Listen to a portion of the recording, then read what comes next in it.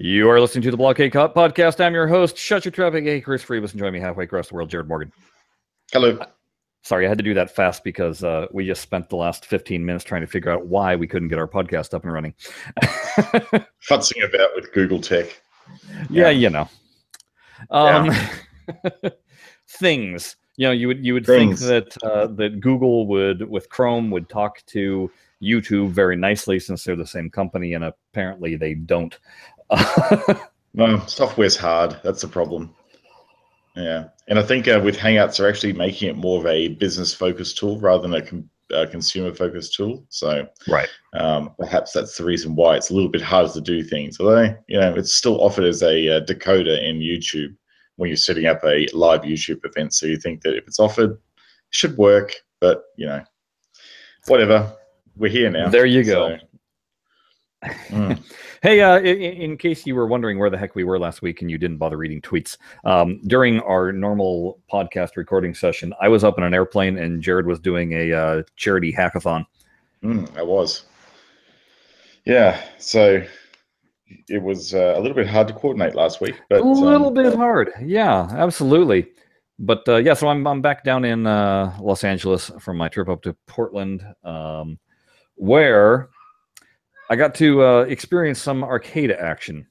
Oh, yeah. What'd you play? Well, everybody was recommending, I mean, I'd kind of posted, you know, hey, where should I go? And everybody kept on saying Ground Control. This place called Ground Control. And it's in the middle of downtown Portland, which was convenient because my hotel was on the west side of downtown Portland. And so it was only a 15-minute walk, if even that. And so I walked over down to that place, and the best way I can describe it is it's more of a bar that happens to have pinball machines. Oh, okay.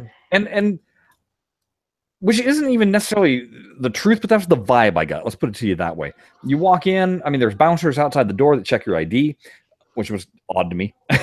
They checked your ID. They checked my ID, yeah. Because you look like 21. Right, bald guy with gray in his beard. Yeah, I'm trying to fake my way into an arcade, sure. Oh, man. And you walk in, and immediately there was a room to your right that had a couple of machines in it. And there was, then if you walk down the hallway a little bit more, there was a couple of, and this was not just pinball machines, this was also retro arcade games. There was a couple of arcade games in the hallway, and that kind of led you into the bar, if you will. So there was a central bar, and it was kind of fun. They had a big screen set up, kind of like what was in War Games, with, you know, all the big screens and Whopper, and one of them was even asking if you wanted to play thermonuclear detonation or or whatever the game was in War Games. Cool. So that was kind of cool. But there was, you know, little tables set up and you know, a long wall to set your drinks on, kind of thing. And then the games were off to the side, you know, up against the wall. And so there was another row of games there, and then if you kind of curved around, there was yet another room that had 4 pinball machines inside of it. So everything was kind of compartmentalized. Yeah. And that's why I say, you know, with the lighting, and they had a DJ going on, it just kind of felt more like a bar that had games in it. That being said, all the Williams Bally games that they had were 50 cents a play. That's pretty good. Stern and Jersey Jack tables that they had were 75 cents a play. And then it was the typical, if you put $2 in, or yeah, $2, you got, was it 5 plays, I think? Wow, that's pretty good. You know what $2 gets you here if you're lucky, if they even have that feature on? What's that? 3 plays. 3 plays. 3, and that's it. But they rarely do that anymore. Yeah, so I mean, you know, you were able to, you could make your buck go. It wasn't outrageously priced or anything. I was interested in playing because I hadn't touched it yet. They had a Hobbit, and I hadn't played that before. They had Pabst Can Crusher, which is just a reskin of Whoa, Juicy Melons. Yeah. And I was able to put in some time on Kiss, which I hadn't really gotten a chance on yet. In general, the games were, you know, they played fine. They were a little bit beaten up. I mean, shouldn't even say that. Not beaten up, but you could tell that they were played a lot. They were played well, but maintained well at the same time. Yeah, flippers had a little kind of wobble to them or whatever. They weren't shiny, if you will. They didn't seem waxed. The rubber seemed like standard rubber that you come across when a game's been on site for a while. A little bit sort of like chrome dust tarnished, and a little bit sort of lacking bounce. Yeah. Hobbit in general looked kind of ugly. Oh, which was shocking to me because I was like, this is a fairly new table, but it looked kind of beat. Oh, really? Okay. Yeah, and even the pop-ups that eject up kind of like a Medieval Madness with the trolls, even those looked just hammered. And they didn't come up in a crisp, non-wobbly sort of way. Instead, they just kind of looked like they were just kind of there, dangling about and bouncing. I don't know. There was just a look to it that I just kind of was like, oh, that's kind of, I don't know, didn't grab me. Same thing. They had Game of Thrones Pro, and same thing. It just kind of was like, okay, but the lights were bright and everything, and I was still able to have a good time, futzing around. I actually didn't put in any $2 worth of coins because I only cashed in $5 and was just kind of quickly sampling some stuff. I got replays on Kiss like 3 times. Oh, which was kind of, I think once through a match and twice through actually earning the replay. That's very generous of it. So you got that good go. You got a really comfortable introduction to Kiss then. In other words, you really got to have some play time on it. But in general, none of the games impressed me. Which was kind of, that was disappointing because I was like, I've been waiting to play some of these, and I was kind of like, oh, well, I walked away just kind of, I didn't bother with most of the Williams Bally games because I've played them to death, and I was intent on doing the new ones. Yeah. Something that I hadn't touched. I couldn't resist putting a quarter into Addams Family because, it's fun. And of course, it did what Addams Family does, which was chewed up my ball within 30 seconds. Correct. So in other words, perfectly tuned and perfectly level and playing the way it should, brutally. Well, not necessarily, because there was when I shot, when the ball comes down by the thing flip. Yep. And I didn't flip the thing, and it took a bounce and then went right out the out lane. I went, oh, that ain't fair. Right. That's not right at all. That's all right. And I do got to say, with the Pabst Blue Ribbon table, if that is how EMs used to play, then I could imagine how much fun EMs could have been.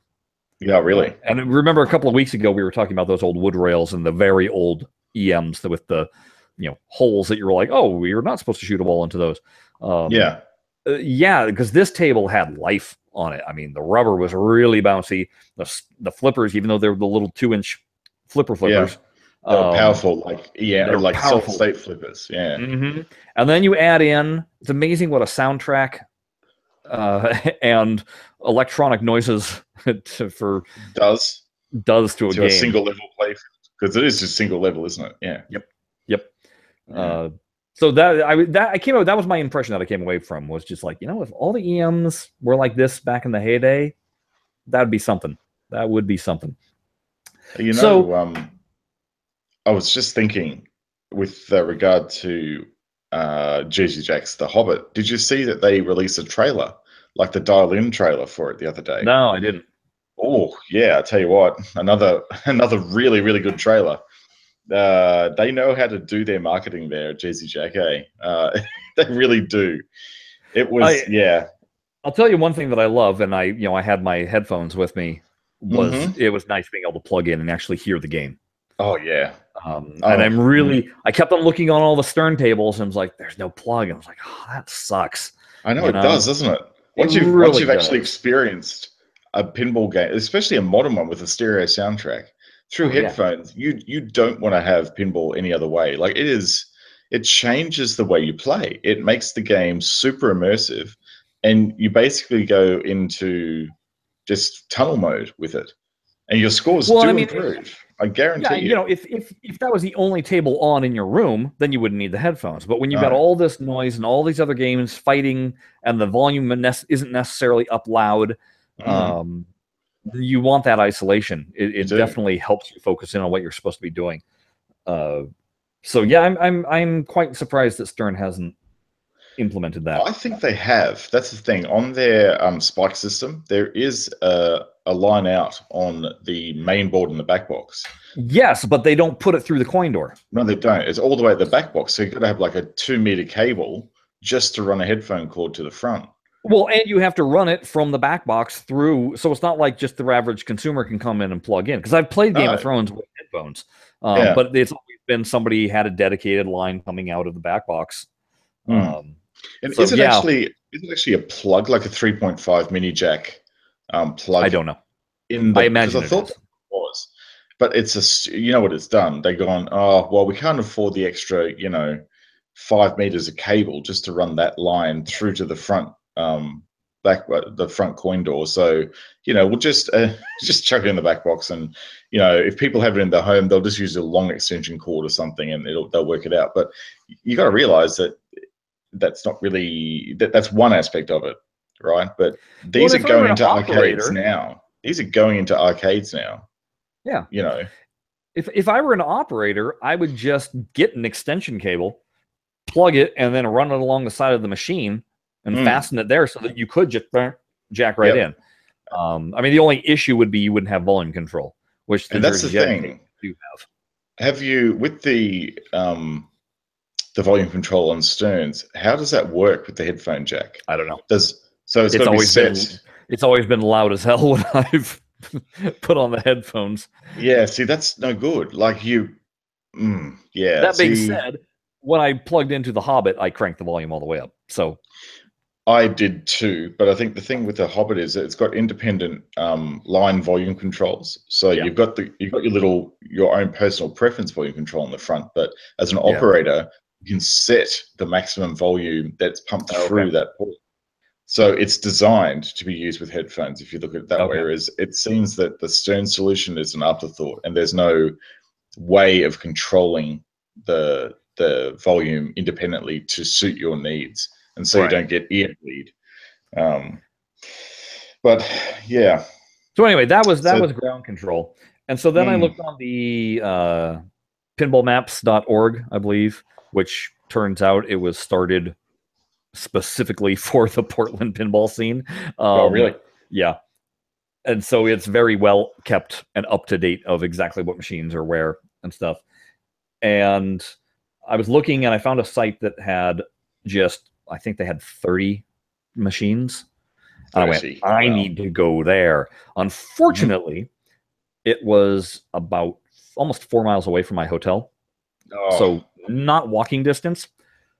Fortunately, Portland has it's kind of cool. They Nike is the one that sponsors it, and they call it Bike Town, and it's these public for rent bicycles, and they've got kiosks just scattered throughout the city, and so you can walk up to any of these, and you go to a little booth, you pay there. It was like $12 for the day, and by day that meant I think it was 160 minutes of ride time. Something like that. And let me try and work this out. So with the ride time, basically it's from the point at which you take the bike to when you put it back into the holder again, right? Yes. I think we actually have exactly the same system here in Brisbane. It's called City Cycle here. It sounds almost identical. Other bikes really, really chunky and heavy. Oh my God, they weigh a ton. It sounds like exactly the same system. And they have 8 gears on them. But if it starts to torque too much, it starts skipping, so that you automatically have to lower your gear. That's exactly like City Cycle. Yeah. So look, anyway, they're better than nothing, right? But they're still a bit of a trip. Yeah, so I rented one of those and took the bike ride across town to this other place called Quarterworld, if that was what the name of this place was. Nobody had recommended Quarterworld to me, which I thought was odd. As in a playing words for Waterworld, basically. Yeah, and then not only that, but I was reading some reviews just real quickly, and everybody was like, "Oh, it's a dive bar that has machines." I was like, "Oh no, that means it's going to be even worse than ground control." But I was like, "Hey, you know what? They've got a Batman '66. I wanted to play that, and they had and most importantly, they had dialed in." So I was like, Ooh, "I've got to go there. yeah. I got to go there." Yeah. So yeah, I pedaled across town, and oh yeah, it was a slow ride for me because that bike weighs a ton. Not to mention I hadn't been on a bicycle in a while. Yeah. Um, so I went to this place. Now they actually charged a cover charge. It was $1 to get in, but after I think 5 or 6 p.m., it becomes like $3 to get in, something like that. But this place was more like an arcade that happened to have a bar in it. Right. Because you walked in and you go down this hall, again, some classic arcade machines in the hall. You turn the corner and boom, big old square room, 2 walls lined with pinball machines, and in the middle was little classic arcade machines. And then on the 3rd wall there was the bar, and on the 4th wall, I'll tell you about it in a moment. So it was nice and dark, and just the way an arcade should be. And I just kind of took a look at the machines in general, just a quick glance, and they all looked much shinier and better maintained, it seemed. And deciding what I wanted to put my first quarters in, I hadn't cashed in any money yet, but I had 50 cents just in my pocket, and I went, "Hey, look, there's Centaur." Oh, yeah? It's like, okay, this is a good test to see how well maintained a machine is, because Centaur, if it's not old. tuned, or it's old, and if it's not maintained well, it's not fun to play in the least. Yeah. Plunked in my 50 cents. Holy crap. So good. Waxed playfield, brand new rubber. That ball was dancing. Lights were all nice and bright. The back box, if I'm not mistaken, doesn't Centaur have an infinity glass? I thought it did, yeah. I did too. This looks like somebody just basically took a photo and made a back glass, glued it to the back of a piece of glass, and up it went. Because there was no ring lights rotating, no mirror in the back glass at all. And I was like, I could have sworn this had infinity glass on it, kind of like a Xenon. But anyway, well, maybe it doesn't. I'm not sure. Yeah, I'm not. That's why I said I'm not 100% sure. But small pittance, no matter the case, because the table was playing fantastically. Here's the thing. Replay was set to 500,000, and it was a 5-ball machine. Well, you'd be able to get that pretty easy. Yeah, so I got my first replay. And I was like, oh, okay. And I played another game, and I got another replay. And, oh, okay. And then I had a really good game and scored like 1.6 million, and I got 2 replays. I went, okay. Okay. And so then I started going, well, if this is the case, let me start doing things. Let me start experimenting the way that I would experiment in Pinball Arcade. So my first experiment was trying to hit double Queen's Chamber. And let me tell you, it's a whole heck of a lot harder to do on the real thing than it is in Pinball Arcade. Because the ball, although you can hit a nice solid shot up to get double Queen's Chamber, when it hits the captured ball, it doesn't hit it all that hard. And so you can knock down the first drop target. You might get lucky and be able to get that ball to bounce high enough to hit the third drop target. After that, you ain't doing it by doing double Queen's Chamber. You have to do direct shots to the ball to get those drop targets down. Right. So that was something interesting to learn. I did discover the table was slightly off level. So that also might have played a factor to it, but I don't think it played that much of a factor with that. Well, so anyway, I'm playing this. Next thing I do, I notice I look down at my watch, and I've been playing it for 45 minutes on 50 cent on an initial 50 cent drop investment. Yeah. And I've got 3 credits up on the board. I'm like, oh my gosh. Jeez. I'm like, okay. So I start playing doubles. Yeah. And every single game I'm earning a replay, and I'm earning a replay. I'm like, okay, this is starting to get to the point where I just need to walk away from this. I need to walk away because I want to play other machines, but it's also my brain is like, no, you can't walk away. You've got credits on the thing. So I would have gone, no, that's nice to play, but now it's time to play dialed in. I wound up playing it for about an hour 15, maybe. Wow. Okay. And finally, I Jeez. was like, okay, I'm stepping away. Stepped away with 2 credits. Went, cashed in $5 worth of coins. Went over and yeah, played dialed in. Oh, and I did do the $2 sink For in on 5 that one. plays. Let me tell you something. That game is really fun. That's Oh a yeah. good game. Yeah. My impression of Wizard of Oz and The Hobbit, I just haven't. I don't know. They're slow, and I think it's because they're wide bodies. Um, I nothing about it has captured me. Dialed in, it felt like a Pat Lawler table. It felt like the next generation version of everything that he did with Twilight Zone. Mm-hmm. There's a lot of tech going on that machine, let me tell you. Right. And there's magnets going on, so your ball is, it's like the power. Your ball is getting yanked around here and there, That's cool. and the sound I was able to plug in my headphones, and so the sound was really cool. There's a lot going on, and I really have no clue what I was supposed to be doing. I was just having a fun blast, just shooting around. At one point, it took a selfie of me and posted that up on the back box, which was Really? kind of funny. I didn't figure out how to connect my phone to the game, and I don't know if I think I was supposed to have downloaded an app. Yes, there's an app in the, well, I've seen the app in the App Store, at the Android App Store, and yeah, you download it and then you play. But it sort of should be like, well, it should onboard you in the game. Like it should say, it should like make it part of the game that it actually gets you to install the app. I don't know. Yeah, I thought it was going to be just a matter of you turning on your Bluetooth and it No. connecting to you, but yeah, apparently it's not. So I didn't mess around with that aspect of it. But my only complaint about the game is what Jersey Jack is doing with scoring. It's another Like 10 points, 30 points. yeah, Sort of thing. my best game, I had 150,000 points. Mm. And that was with me having good ball times. My poorest game was like at 25,000 points. And there's something unsatisfying about that. I know we've talked about that before. We have. I wish that the point values were a little bit higher so that there's a sweet spot. There's definitely a sweet spot, and I don't think this one has it. Man, I'll tell you what, somebody at our league was playing Wizard of Oz, and they blew that thing up to 1.2 million, which if you imagine the scoring that you're getting on those games, that is an epic score. He was basically the #1 player in Australia, did that. Yeah. But again, it doesn't sound impressive, does it? No, well, 1.2 million. You sort of have to be in the know, don't you? Like if you're bragging to your friends about it, they'd be going, "Well, that's not very big." But then, anyone in the pinball land, you've got 1.2 on that game. Wow, that's huge. Yeah.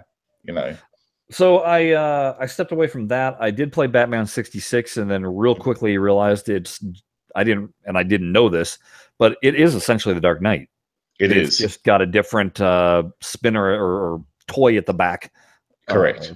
That being said, it doesn't have that rocker. It doesn't have that big left-hand side rocking mechanism. Correct.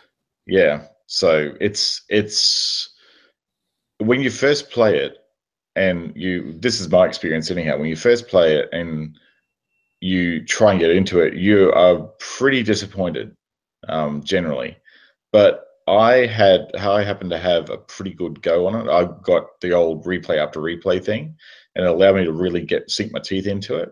And once the thing with that game, it's all about shot satisfaction. So yeah, it's pretty wide open playfield, but the way you combine your shots to get the points, that's the satisfying thing about that game. But you don't know that until you've actually had a lot of ball time on it. So it's clearly designed for the home market and not for an arcade. And I'll tell you what, I like the theming of it better than the Dark Knight. It's silly. Yeah. It's fun. It is. It's classic Batman, right? Yeah, I thought that was kind of cool because with the Dark Knight, I didn't like the giant spinning Joker at the back. I didn't understand what it was.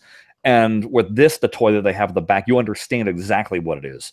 It rotates. There's the phone. Oh, hey, hit the phone. It rotates again. There's the BlahCade. Oh, I mean, it makes more sense. So I dug that aspect of it. That's right. I agree. It's the theme is well integrated into it, and the art looks good on the playfield. But it's one of those games you really do need to get some game time on to fully appreciate. Yeah, I then played Ghostbusters Pro. What'd you think of that?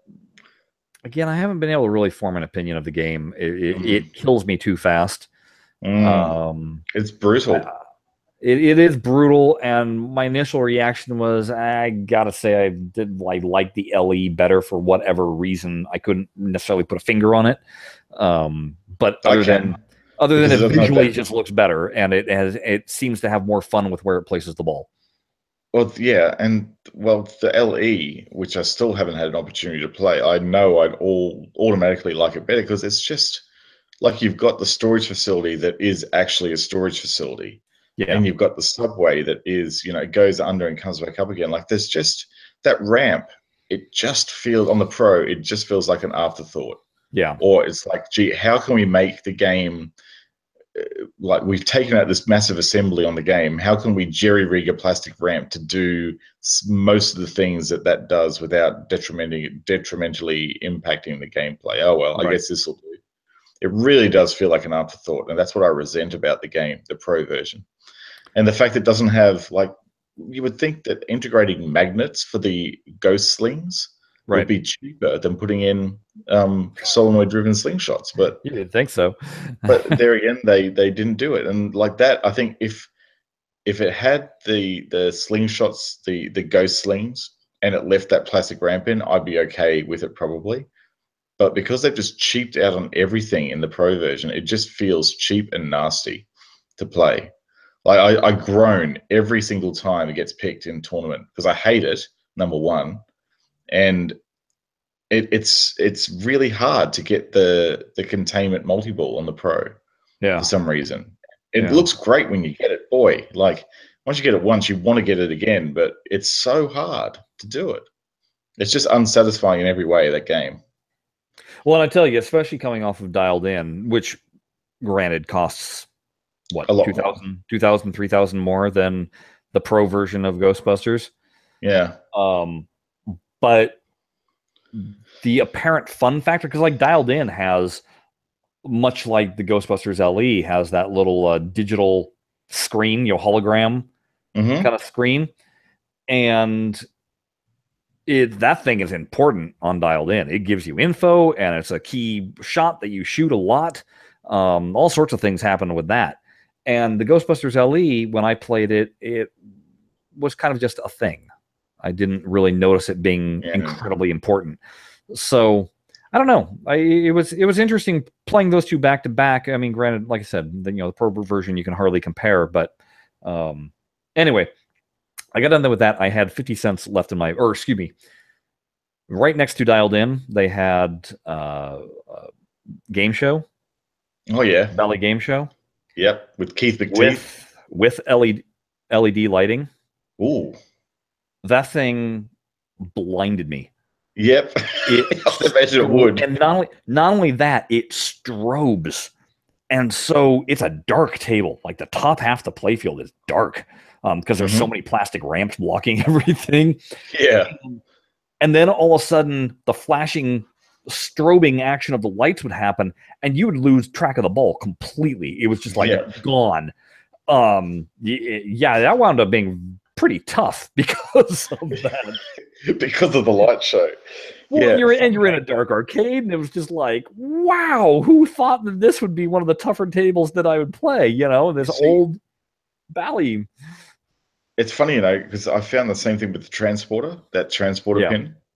Because it had these really blinding flashes at the bottom of right near the flippers. And I think probably with normal incandescent flashes in them, it would have been okay. But the thing is, everyone's upgrading them to those like 30 light, intense, super bright LED flasher stacks. Yeah. And the thing is, it was, I think the game was kind of never really meant to have that much light in that area. Nope. And that's the problem. Like the game was designed for incandescence. And not LED. So therefore, everything about the game and how it works and operates, you're kind of like completely changing the way it operates. Well, I'm not entirely sure, but I think they actually added it looks like little beacons or little megaphones that you see them on the sterns and those are your strobe flashers. Yeah. Those were on Bally Game Show, and I'm like, I don't know that was a So you feature mean back then. the little sort of lenses that they put over the flash globes? Are you Yeah, they're talking the little pointing side. chrome? They're not pointing up Yeah. at you. They're pointing outside. Yeah, I don't Oh, think it was on Bally Game Show. no, I don't think so. That So was too early for them to think that. exactly. So what I'm saying is they added a feature that makes it really difficult. Oh man, So I do love Showcase Bonanza on well, Game Show. unfortunately, the volume was barely audible, so Oh, I couldn't hear much. such Yeah. disappointment. Oh, it's so good, the soundtrack on that game.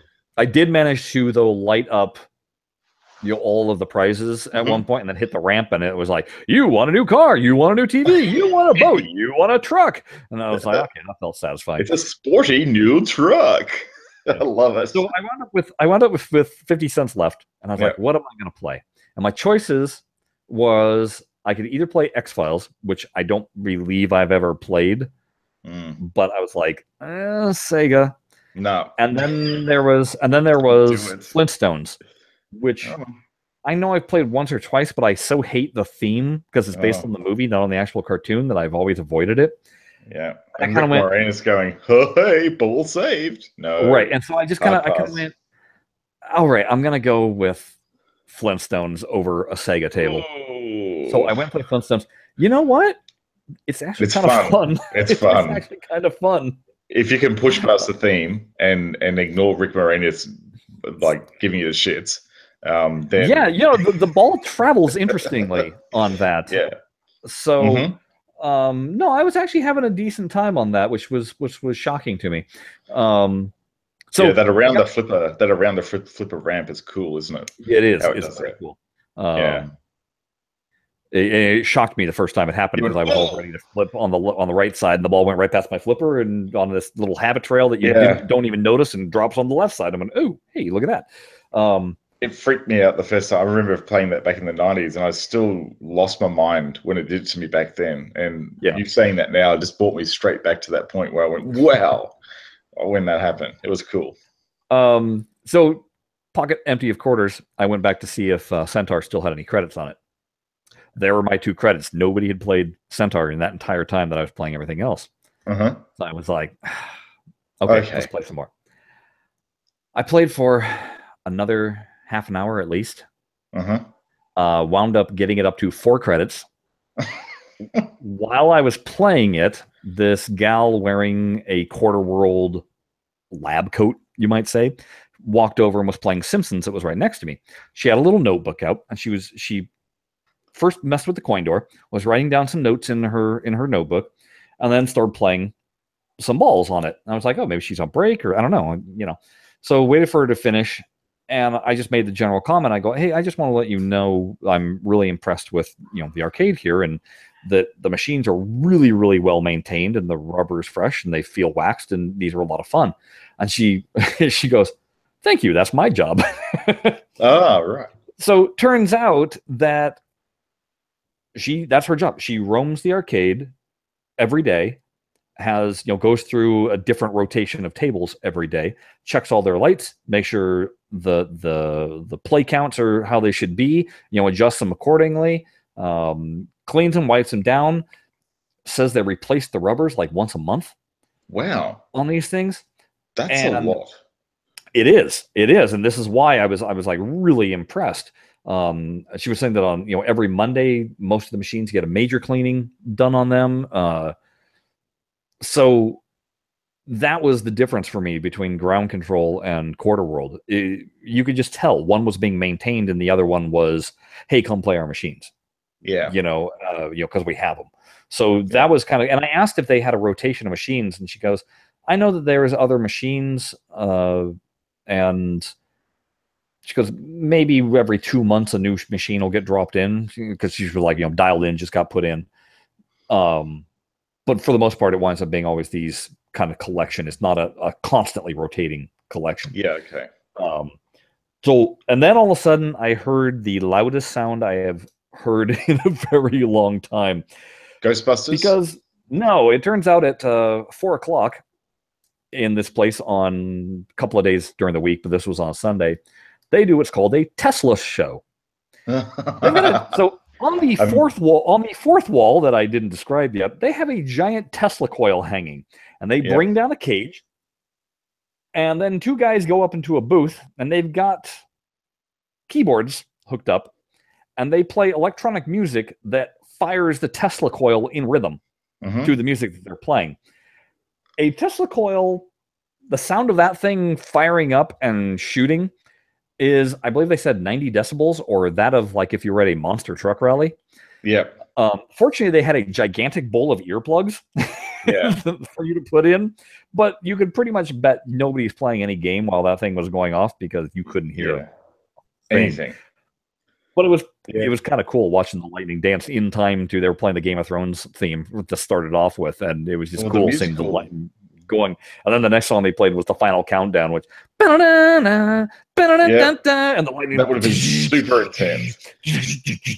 Yeah, so it was kind of what I need to clarify. That's what you're listening to. There is actually a musical Tesla coil. It's the thing generating the music. Okay. Yeah. So it's actually I actually saw a demo of someone playing the Super Mario Brothers theme with that thing as well, and they had it in a big car park. And yeah, it's a fascinating piece of equipment. Yeah, it's so really cool. Crazy. So I didn't know how long this show was going to go on, and I was like, you know what, I need to hop back on the bike and ride home before it gets dark, even though I completely forgot that in Portland it gets dark way later than I'm used to because, you know, they're farther north in latitude, and it's summertime, and therefore it doesn't get dark until 9 o'clock as opposed to the 7:30, 8 o'clock that I'm used to it getting dark. So as I'm walking out, I happen to see some other people. I exit the hall, and I kind of look, and I see some other people in another room. I'm like, oh, what's that? I walk into that room. There's another 10 machines in there that I hadn't even known. Oh, wow. Okay. Secret machines. I wouldn't call them secret, but yeah, they were there. And I was just kind of like, I'd like to play them. But again, none of them were machines that I hadn't played before. Right. I think the only one that I would have probably sunk quarters in was Guns N' Roses. But I was like, nah, I need to go. So anyway, what I'm trying to say, folks, is if you're ever in Portland, go to Quarter World. It's pretty awesome. Quarter World sounds wicked. It's pretty awesome. Boy, we spent a lot of time on the intro, haven't we? Yeah. Well, that basically, because we were short on time, the intro turned into the actual main event. But I'm a little bit frustrated. So the last weekend was the Brisbane Pinball Masters here, and it was a big turnout. They had 100 people and 15 machines, and the usual suspects that always won, but they actually had a new Star Wars there. Okay. And I'm so pissed off. I wanted to actually go there at lunchtime to Netherworld at lunchtime on Friday, but I couldn't get away from work, and I thought, I have a really bad feeling about this. I have a bad feeling that if I leave this, I'm going to miss my opportunity to do it. And they announced yesterday that it's going to be packed up on Monday and returned back down to amusement machine distributors back in Sydney or Melbourne. And I go, it's going to be packed up in the morning, so I can't even go down there at 12 o'clock at opening time. Yeah. And just get on it and just have a go. And I'm just going, I'm so annoyed. So it was only there for demo purposes? Well, it was only there for the Brisbane Pinball Masters. They brought it up. The AMD sponsored it directly for BPM. So yeah, it was there for a short time. So I think the only chance I'm going to have to play it now is probably to go down to the Gold Coast when they get it down there. And of course, that's pretty much a no chance of that happening. Right. Because it's so hard to get down there. My birthday's coming up though in August, so maybe I'll just say, you know what, for my birthday, I'm just going to go down to the Gold Coast and just spend a day down there and play my guts out on all the pinball tables that get down there. Gotcha. But yeah, the tournament itself went so well. The people who supplied the tables were all collectors, and they said probably at the end they had a look at the counts at the end, and basically the tables had about a year's worth of play on them by the end of the tournament. A year's worth of play. That's crazy. Insane. So yeah, Wow. it was a huge event. But yeah, credit goes to the organizers. There's a couple of dudes there, Jason Lambert, who's like the one of the key guys who organizes it, and also the one of the co-owners of Netherworld, Jimmy Nails, who's also a tournament director. And yeah, both of those dudes, hats off to you guys. It would have been really hard to organize, and it was actually, the event was so big they couldn't have it at Netherworld. They have to have it at another pub with more area in it, because there's just not enough room in Netherworld to have it. So yeah, awesome. I'm so glad it went well. I didn't go in it because it's just like 2 days out of a weekend. There's no way I'm getting that off. So Firepower 2 dropped on Pinball Arcade. yes, it did. Did you mess with it? Oh yeah, I've had a good go of it. It's fun. I'll actually say it actually is quite fun. Yeah, I've got the maximum multiplier. I don't think it's special. Yeah, I did. I worked for the max multiplier just so that I could appreciate Norman's work on hearing that sound. Yeah. And it was satisfying. It's kind of satisfying in the way that when you get the bonus count on Tales of the Arabian Nights, where you just hear that going higher and higher and higher on the pitch, and you're like, "Come on, squelch out!" You know, it's so good. And then at the end, it gives you this kind of satisfying conclusion, like, "Thank you for reaching the end of the bonus count." It does. It's good. I like it.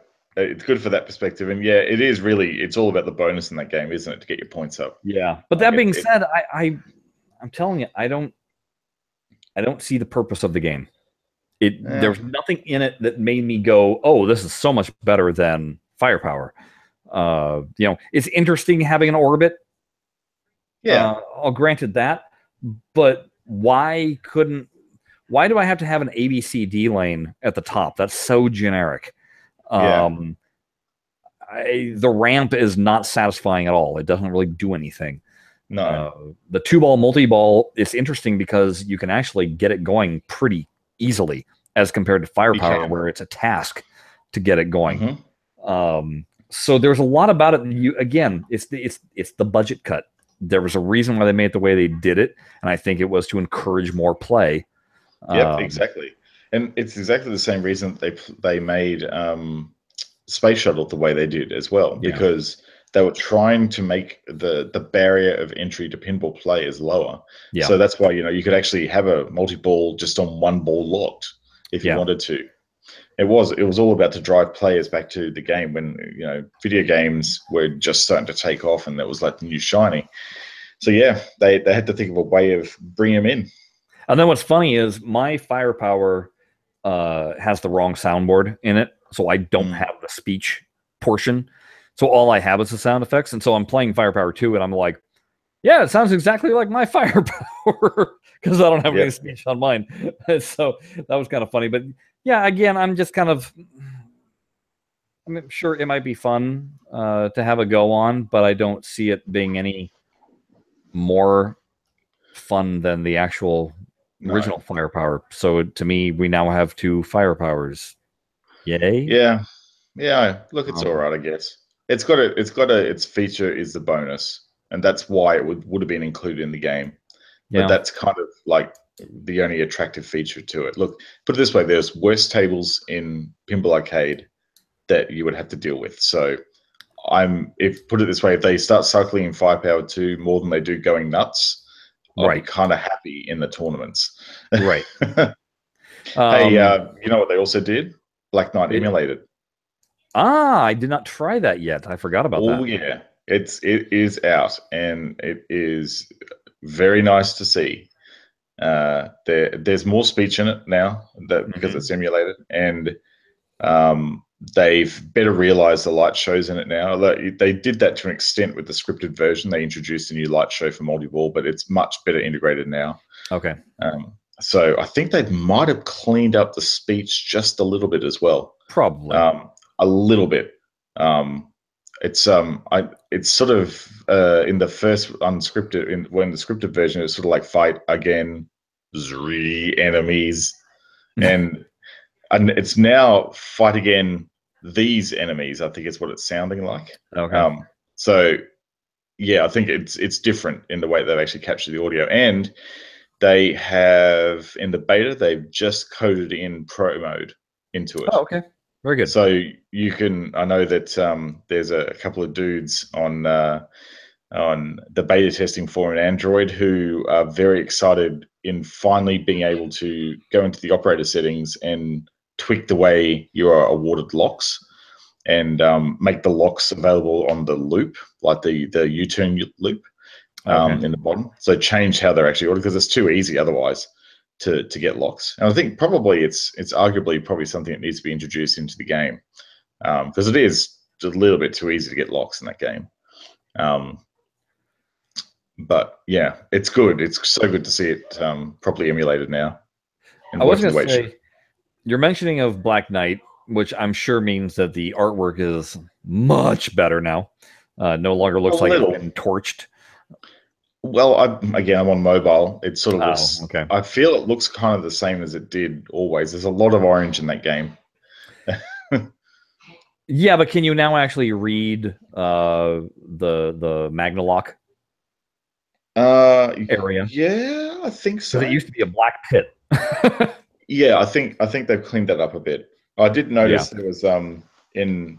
Oh, I actually saw I suggested the Farsight and the beta test. They actually do it before and after on Firepower too, because you know how last week I told you that I saw the before shots.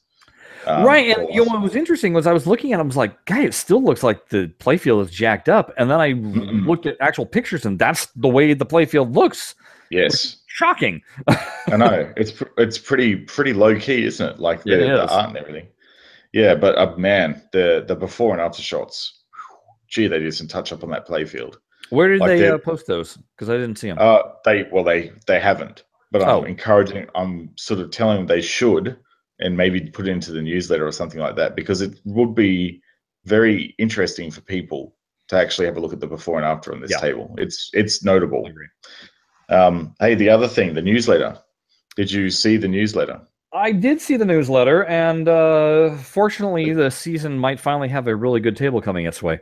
It might, yeah. The clue shows a dude who has his head replaced by a soccer ball, and he says, "My head is spinning."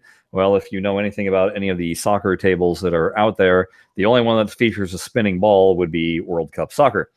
94, yeah. 94. That being said, we do know that there's going to be some licensing cleanup, if you will. Yeah, there's probably going to be some fistering. There will be some fistering going on in that table. Yeah, so we're pretty much looking at say goodbye to any World Cup mentions, which bears to beg the question, is this only going to be called WCS 94? Or is it just going to be called Soccer 94? Or... do they have to change the name? I imagine they're going to have to change the name. They're not going to be able to call it World Cup. World Cup is World Cup trademarked? Yeah. That's the thing. Okay. Well, then they may have to. Yeah. I think they're going to have to change it. But is WCS trademarked? WCS 94? Yeah. I don't know. Probably not either. So that might be a quick workaround. I imagine you're going to see the mascot, the dog, festered, unless that's not licensed to FIFA and instead is licensed to USA Soccer. I don't know. In the threads, people were worried about the voice, but here's the thing: that voiceover artist is already in 6 other tables that are in TPA. Yeah, he is actually Williams. He's Belly Williams as voiceover dude. He's the one who does all the voices for Attack from Mars and for He even does the Stiff in Scared Stiff. Like he is the voice artiste for that. So no issue with that. And with the DMD screen, they might not have to touch it. It might be generic enough that it's okay. Even when the doggy appears on the screen, you got to figure the DMD graphics are not amazing. Yeah, and so that might be the loophole. I don't know. So I don't think World Cup Soccer is actually going to have that much festered on it. And which is good. I think you'll still be able to have all the fun of it, and it's a blast of a table. It really is such a good game. Those long ramp shots are just so good, but they better be made hard, because even on a well-maintained machine, that ball doesn't really go super fast around them. it at the top end of as it goes around the top. If it's a weaker shot, it will just make it around. If it's a good direct shot, it will go around pretty fast. Yeah. But I would like to see some nice tuning on that. Well, the tuning I'm concerned about is the spinning soccer ball. Yeah, that's going to add a very interesting dynamic to it. It is, because this is where we go into ball spin, and of course it doesn't have ball spin. Yeah. So I'm very curious to know, because there's a lot of different trajectories that can happen with that thing. I'm very interested to see what they integrate to put that in. The best news for me is that this means that all of our worries about having AG soccer before having World Cup soccer can go away. Yeah. But the thing is that the Gottlieb version, the Gottlieb Premiere, they actually released a soccer themed table called World Challenge Soccer. Yeah. So it was basically World Cup soccer without any of the branding in usual Gottlieb Premiere crappy style. But they got around it by saying World Challenge Soccer. So, there might be an opportunity for them to say World Challenge Soccer 94 here. Boy, what a kick in the nuts would it be if that's what we wind up getting instead of World Cup soccer? There is no spinning soccer ball in that game, though. So, and the clearly says my head is spinning. So I think that's the giveaway right there. It's got to be that. I mean, there's only 3 modern soccer themed tables that I'm aware of, and that's the Gottlieb one, World Challenge. There's Capcom Flipper Football, which there's no way that's getting into the game. There's Striker Extreme. Striker Extreme, yeah. But I don't think that has a spinning ball. No. And then there is the AG soccer ball, right? Which it only has spinners in it. So if they said my head is spinning and they're saying it's got spinners, and that's an epic troll on Fast Sides Pass. And hats off to you, sir, if that's the case. So a question was posed to me recently, which was, how much festering is acceptable to our audience? My opinion kind of has been, hey, so long as the flavor of the game is still there, I'm not concerned terribly much about the art getting jacked up. No. But it does pose an interesting question regarding NBA Fast Break. Yeah, it does. And if you take it to its extremes, if you had to take out the NBA, so suddenly the game is just called Fast Break, you no longer have the trophy, you no longer have NBA, you also no longer have any of the team names. So here's my question. Would that affect your like of the game? No, because I don't really have. You don't have any connection at all to it.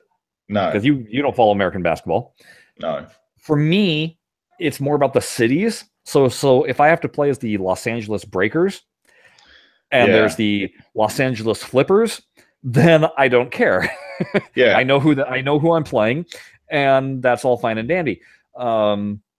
And as far as the team rosters that pop up when they're calling out names, well, those rosters are so old it's laughable. I mean, literally, this game came out when Kobe Bryant was just entering the league, and so he's hardly mentioned in the game. And instead, the lead scorer is this guy named Nick Van Exel, which is kind of a Laker joke. I'm not too concerned about the lack of stars being called out in the game, because again, most of these names, I've played the game recently and I was like, boy, I don't remember these players. It's been so long. So I think it's an interesting proposition, because the gameplay itself is so awesome. The scoring is so awesome. Would you quickly just forget it and let it fly? Or would it bother you so much that you're like, no, this isn't the game? Look at what happened with No Fear. They had to take all the licensed sports people's names out of that game. I wish they had replaced it. It's downhill racing.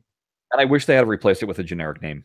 Yeah, because there's a weird silence. Yeah, there is a weird silence. It's a weird silence. So I would hope that, if anything has to be done with World Cup Soccer, that just replace the name with a generic something.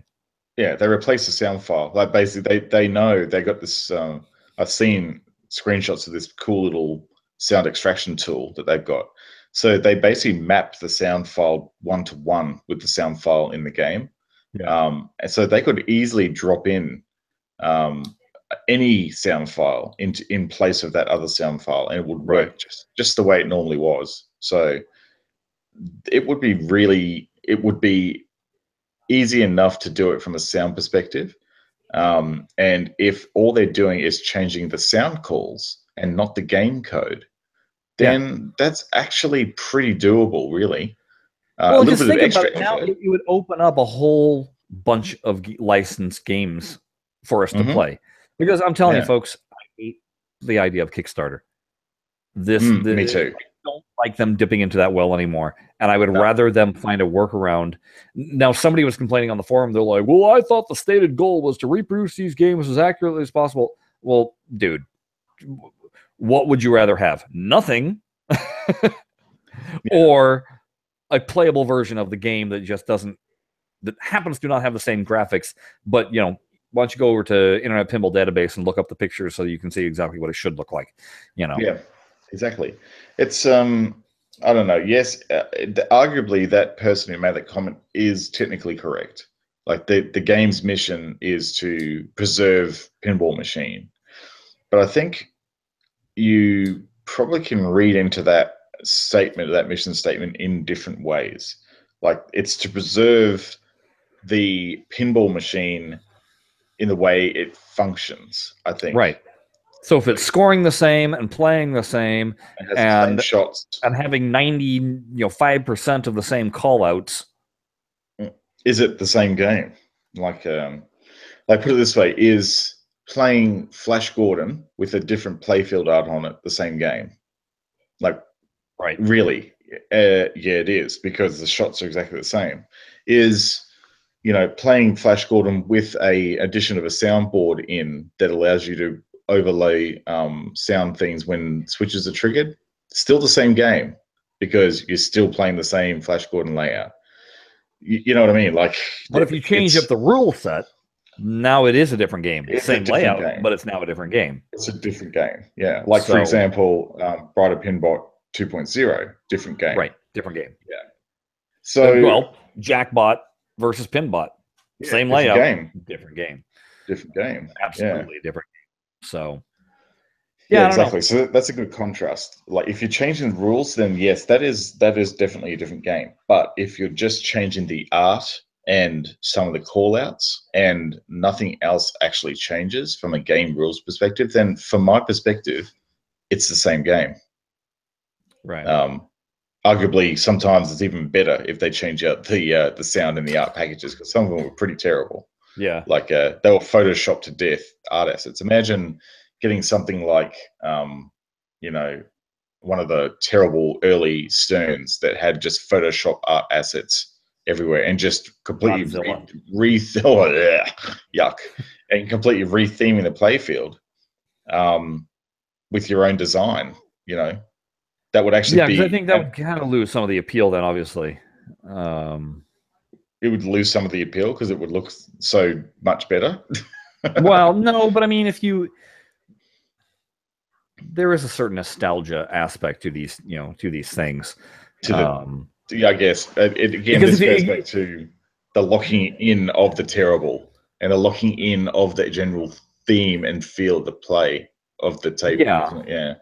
Because I've seen it done in visual pinball where people have used the exact same layout as a well-known table. I think the one that they did it with was, I think they did it with High Speed when they first came out with visual pinball, back in 2002, 2003, something like that, even before. And I forget what they called it, but I don't think I'm getting this mixed up with Indy 500 either. It was either or, one of those two. But anyway, you knew exactly what the playfield was, but it was completely rethemed. And it just didn't lack. It was missing the charm. There are certain aspects that you just kind of go, you know what, I do miss that. There is, you do want to see some of these things. And these guys did know what they were doing. But it's, think about it. Is the game as much fun to play on a whitewood? Well, no, definitely not. With early code. No. It's a different experience.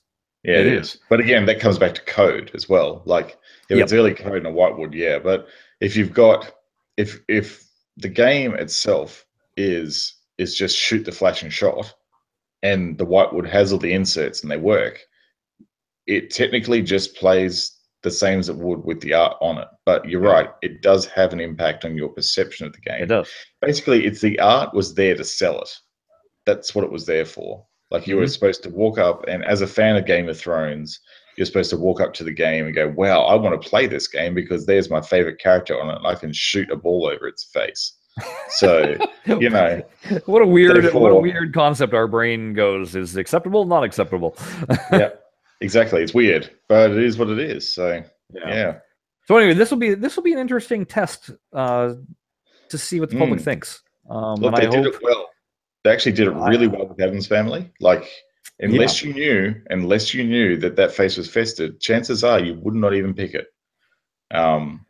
So if they're subtle about it and they just do just enough to get around the copyright issues, then I think it's going to be pretty fine, actually.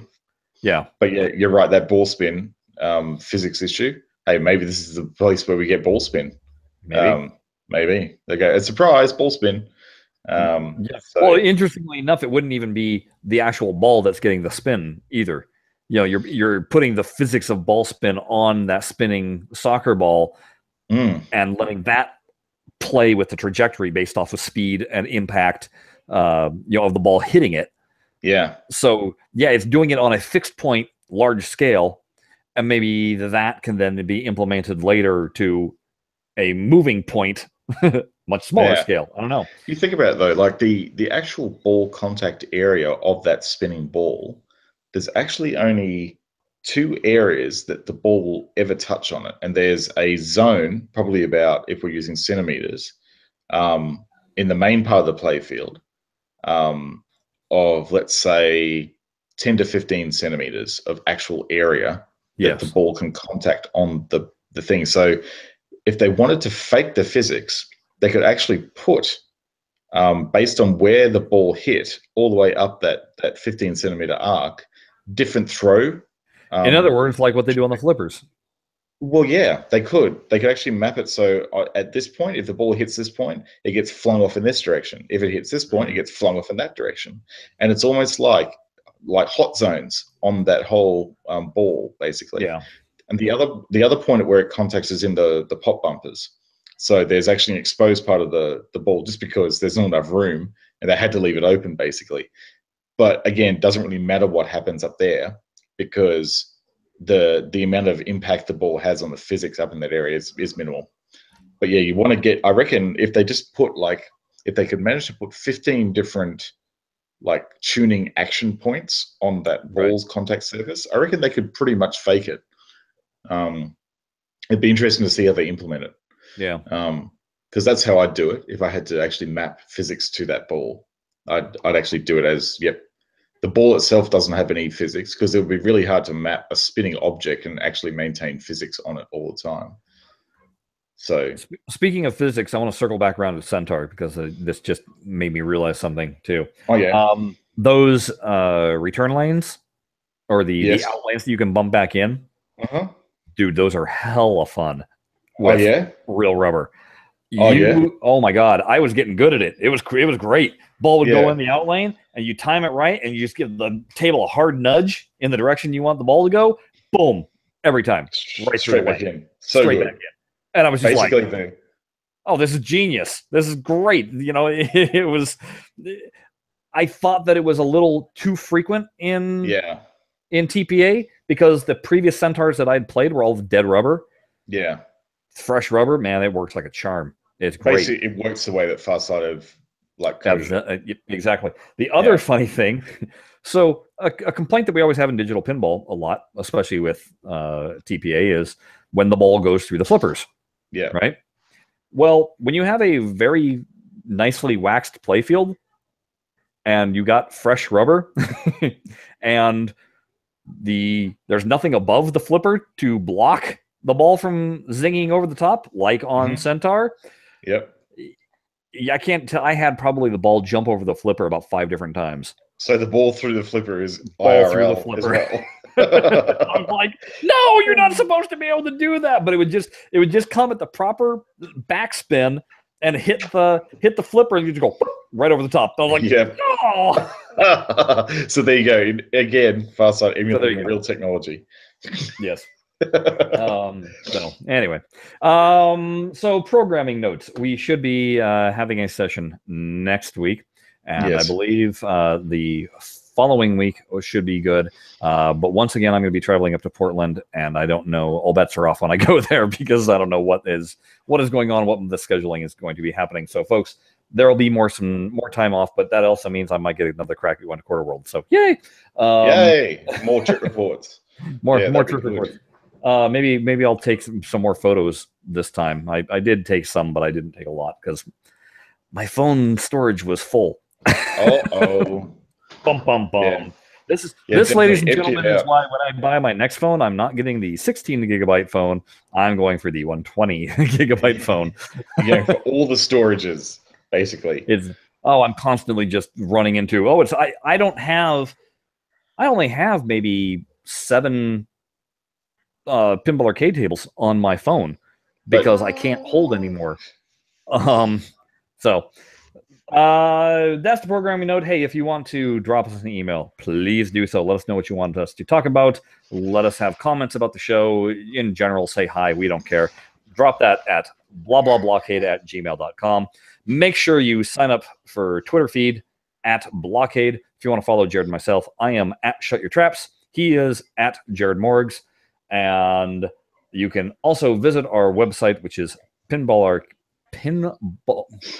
I mess this up every single time. I swear I do. BlahCade Pinball. BlahCade Pinball. I'm going to try this again. Take 27. BlahCadePinball.com. That is where you can find all of the previous downloads, as well as show notes and links to stuffs and things. All right. Yeah. Well, I'm going to go get slammed in another week of work. And so am I. And so am I. Because, that seems to be what's happening at the moment. Yes, that is what's happening in the moment. That and Jared's daughter's face is hovering in front of the camera.